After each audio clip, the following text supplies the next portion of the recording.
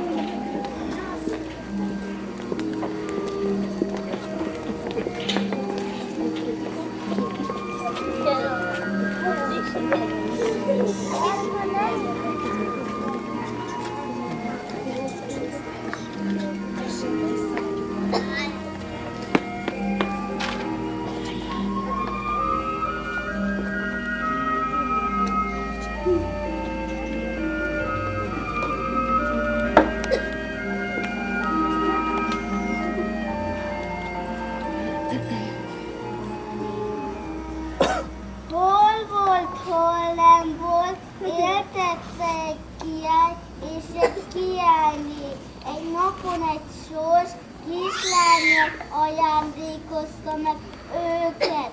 A keresztelőre meghívták az ország 3 tündérét.